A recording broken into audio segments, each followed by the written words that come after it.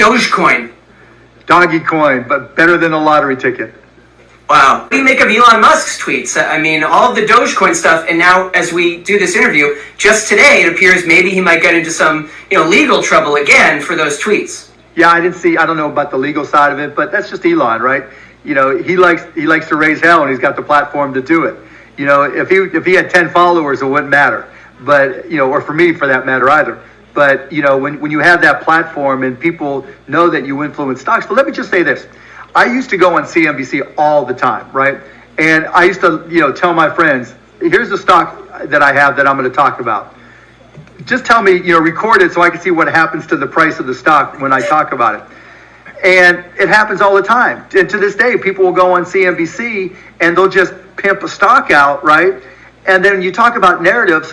What is buy and hold? Buy and hold is a narrative to help stock prices go up. What's a cyclical stock versus a consumer stock? Those are just narratives in order to get people to do something, right? Well, Apple used to be a cyclical stock, and so the PE was under the S&P, PE of 16. It was only 12, so we converted it to a growth stock because its growth rate is above this, and now you can pay 18 PE. The stock is still the same. The company's still the same. Right? Nothing has changed. And so the business of creating narratives is as old as the stock market. But it's just different now because it's new. As Mark Cuban said himself, Elon really does not care on what people think about Doge because he is a very good influencer when it comes to Doge. But you also have other people, on the other hand, like a Motley Fuel, something that you really shouldn't believe a site on cryptocurrency.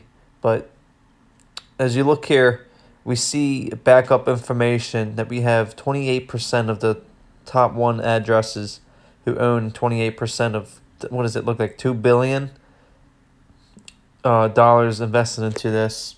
And then the second one is 9 addresses who own 16%. And then 93 addresses, you have 22%. So we have a huge community that's invested a lot of money into this. There's going to be a lot of BS, a lot of fluff, a lot of nonsense, a lot of narratives, and there are going to be some great companies that evolve and some that die.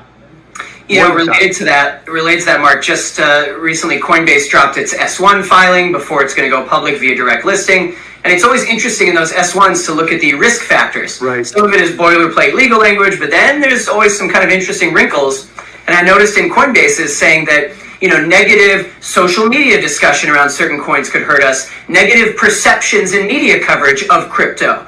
And I guess I'd ask you, even as so many new use cases come around and more serious people have bought in, you still have a lot of people out there who they have some sort of vague association of Bitcoin with cybercrime. They go, Bitcoin's used by criminals or it's used for hacks. What do you think it would take for that to change and go away? Just time. The cash is used by criminals. It's just, there used to be bearer bonds, right? That all the old movies, right? They'd go in to steal the bearer bonds because they were as good as cash. And so who cares, right? Here's what it comes down to. Either the applications are going to be there to make life better and to make business more productive, efficient, and profitable, or they're not. So let's just be patient. Doge is the future currency. According to all these other investors, huge influencers like Mark Cuban, you have Elon Musk. Mark Cuban actually went on the Ellen show and actually spoke to Ellen about Dogecoin and how she should be in on it as well. So I feel like a lot of these high-end money-making machine people is what's going to change Dogecoin in the community and especially for us.